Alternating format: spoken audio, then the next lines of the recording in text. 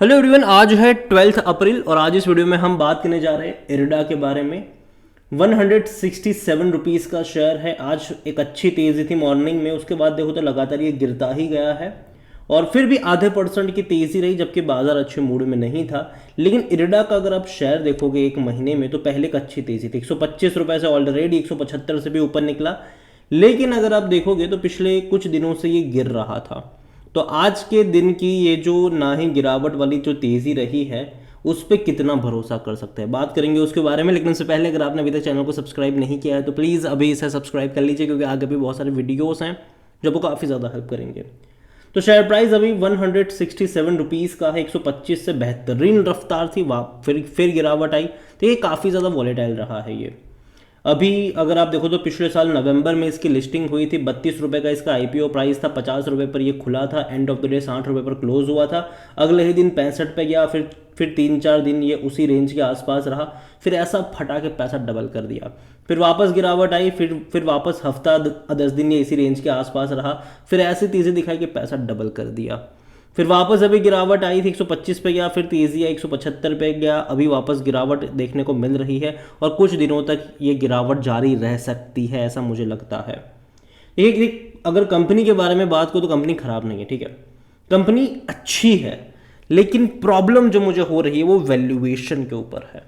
इसका जो वैल्यूएशन है वो वाकई में काफ़ी महंगा है और अभी इनके क्वार्टरली नंबर्स भी आने वाले हैं, तो उसके ऊपर भी नज़र रहेगी कि नंबर्स किस तरीके से आते हैं। देखो, मैं उम्मीद तो करता हूँ कि अच्छा नतीजा आए कंपनी के। अगर आप वेबसाइट पर जाओगे तो लोन देने का काम कंपनी करती है, और किन को लोन देती है? जो कंपनियां रिन्यूएबल एनर्जी वाले सेक्टर में जुड़ी हुई होती है।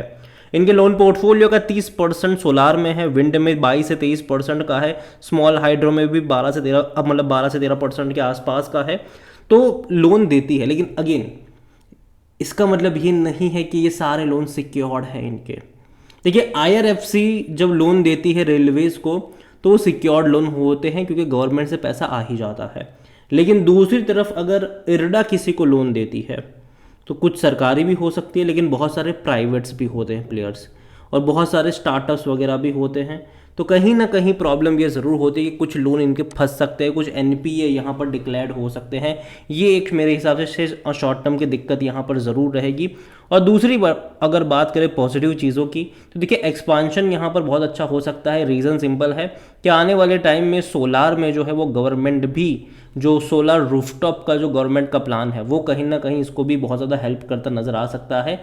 लेकिन अगेन मैं कह दूँ यहाँ पर कि वैल्यूएशन भी देखने ज़रूरी है, और ये कोई ऐसी कंपनी नहीं है कि जिसकी मोनोपोली हो। इसकी कोई मोनोपोली नहीं है, पहले मैं ये बता दूँ। जो काम ये कंपनी करती है वही काम पीएफसी और आरईसी भी करती है, वो भी सरकारी कंपनी है, उसने भी अच्छी खासी तेज़ी दिखाई है पिछले कुछ टाइम में। अगर आप यहाँ पर वॉल्यूम्स देखोगे तो आप 2,75,00,000 के आसपास के शेयर्स यहाँ पर ट्रेड होते नजर आए, बड़ी क्वांटिटी में ट्रेडिंग हुई। इसका जो ऑल टाइम हाई था वो 215 के करीब था, लो था जो 50 रुपये का था, जिस प्राइस पे ये ओपन हुआ था उसके बाद कभी वो गया नहीं। मार्केट कैप इसका 45,000 करोड़ के आसपास का देखने को मिल रहा है, क्योंकि अच्छा है, डिसेंट मार्केट कैप मैं कहूँगा इसका। और कंपनी में अगर हम नज़र करें तो according to Moneycontrol user बेचने की बात कोई नहीं कर रहा है। 92% लोग कह रहे खरीदारी करो, 8% लोग कह रहे होल्ड करो।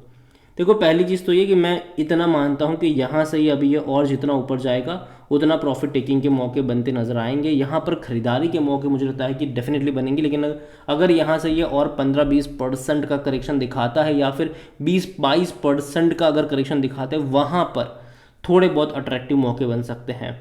कंपनी खराब नहीं, अगेन मैं कह दूँ खराब कंपनी नहीं है ये। लेकिन जैसे कि मैंने कहा, वैल्यूएशन नाम की भी कोई चीज़ होती है। इनके नंबर्स भी बहुत जल्दी आने वाले हैं, हालांकि डेट अभी तक सामने नहीं आई है कि इनके क्वार्टरली रिजल्ट्स कब आएंगे। मैं उम्मीद करता हूं कि जल्दी नतीजा आ जाए और उसका कुछ ना कुछ फ़ायदा इनको मिले और अच्छा नतीजा आए, इसे मैं उम्मीद करूंगा। लेकिन जैसे कि मैंने कहा, वैल्यूएशन 38 का पी है इसका, 38 का पी, सेक्टर पे 21 का है। कोई भी एनालिस्ट इसलिए यहाँ पर रिकमेंड नहीं कर रहा है, क्योंकि देखो अभी जिस लेवल में वो एक रिस्की जोन में है। अगर आप इनके कंपिटिटर देखोगे तो जो जिसके लोन सिक्योर्ड होते हैं, आईआरएफसी भाई साहब, उसका 30 का पी है। जो इसी के सीधे कंपिटिटर है आरईसी, उसका 10.5 का पी है। पीएफसी का 8.5 का पी है। तो देखा जाए तो इसका जो वैल्यूएशन है ये वाकई में महंगा है। अगर यहाँ से करेक्शन दिखाते, मैं पहले भी बोल चुका हूँ, मैं अब भी कहूँगा कि इरडा में खरीदारी के मौके तब बनेंगे जब इरडा का जो पी रेशियो है वो IRFC के आसपास आ जाए। उससे महंगे पर तो मुझे नहीं लगता, क्योंकि अगर ये महंगे वैल्यूएशन के ऊपर है तो उससे बेटर अपॉर्चुनिटी मुझे IRFC में लगती है। ये मेरा मानना है, ठीक है, ये मेरा मानना है। जहाँ तक फिनेंशियल्स अगर आप देखोगे इसके, तो देखिए नंबर्स अच्छे थे। लास्ट क्वार्टर में 1255 करोड़ के आसपास का इसका रेवेन्यू था और प्रॉफिट 335 करोड़ के आसपास का देखने को मिला, जो कि अच्छा प्रॉफिट था, अब तक का सबसे हाईएस्ट प्रॉफिट था और पिछले कुछ टाइम से लगातार बढ़ भी रहा है।